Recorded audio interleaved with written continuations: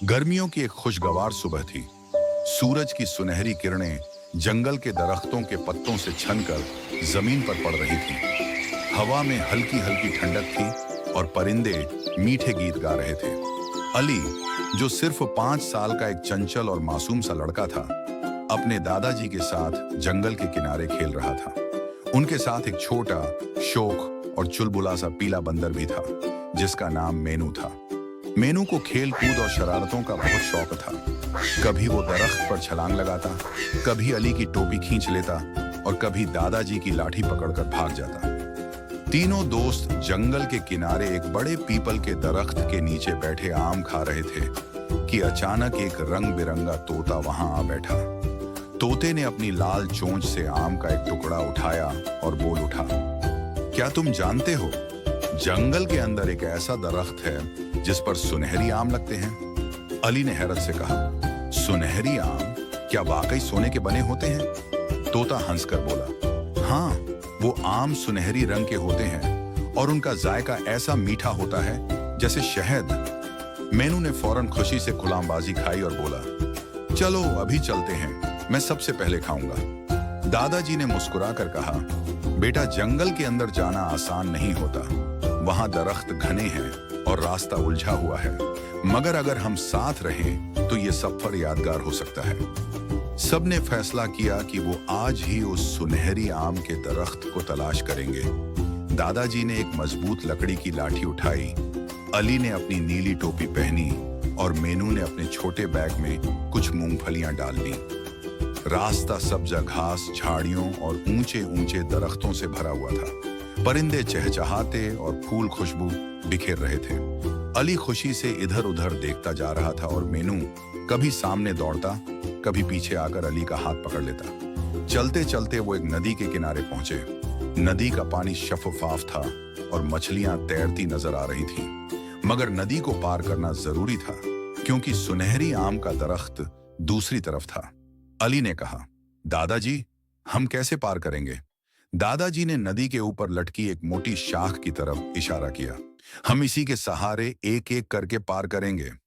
पहले मेनू ने छलांग लगाई और शाख को पकड़कर दूसरे किनारे उतर गया। फिर अली ने हिम्मत करके वहीं किया और आखिर में दादाजी भी आराम से पार हो गए। नदी पार करते ही एक मध्यम सी आवाज सुनाई दी। वो आवाज किसी के रोने जैसी थी। अली ने ध्यान से सुना। ये तो किसी हिरण की आवाज लगती है। तीनों आवाज की तरफ बढ़े तो देखा कि एक नन्हा हिरण कांटों वाली झाड़ी में फंसा हुआ था। उसके पांव जख्मी थे और वो निकल नहीं पा रहा था। मेनू फौरन आगे बढ़ा और अपनी छोटी छोटी मगर तेज उंगलियों से कांटे हटाने लगा। अली ने हिरण को दिलासा दिया और दादाजी ने अपनी बोतल से पानी दिया। कुछ देर बाद हिरण आजाद हो गया। हिरण ने खुशी से अपनी पूंछ हिलाई और कहा, आपका शुक्रिया। आप जहां भी जा रहे हैं, मैं आपको सबसे आसान रास्ता बताऊंगा। उसने अपनी नाक से एक समत की तरफ इशारा किया और बोला, इस रास्ते से जाओ, तुम सीधे सुनहरी आम के दरख्त तक पहुंच जाओगे। जंगल के अंदर जाते जाते दरख्त और घने होते गए। हवा में अजीब सी खुशबू फैल गई थी। परिंदों के गीत मद्धम हो गए और एक सुनहरी सी रोशनी दूर से झिलमिलाने लगी। अली ने कहा, दादाजी, वो रोशनी शायद आम के दरख्त से आ रही है। मेनू खुशी से एक दरख्त की शाख पर चढ़ा और ऊपर से झांका। हाँ, मैंने देख लिया, वो बड़ा सा दरख्त है और उस पर चमकते आम लगे हैं। तीनों रोशनी की समझ चलने लगे। कुछ ही देर बाद वो एक खुले मैदान में पहुंचे।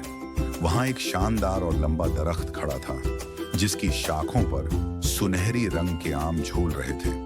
धूप की किरणें उन पर पड़कर उन्हें और भी चमकदार बना रही थी। अली ने हैरत से कहा, कितने खूबसूरत हैं ये आम। दादाजी ने कहा, ये मेहनत और हिम्मत का फल है बेटा। हमने सफर में नदी पार की, हिरण की मदद की और आखिरकार मंजिल तक पहुंच गए। मेनू ने एक आम तोड़ा।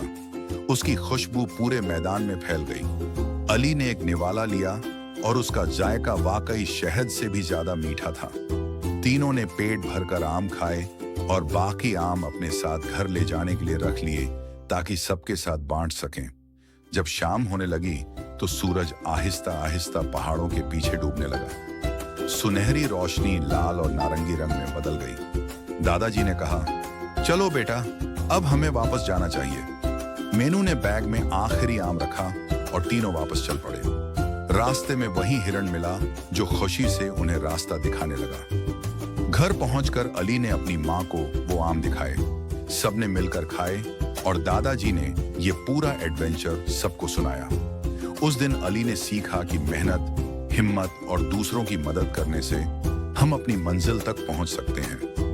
मेनू ने वादा किया कि वो हमेशा दूसरों की मदद करेगा और दादाजी खुश थे कि उन्होंने अपने पोते को एक खूबसूरत सबक दे दिया।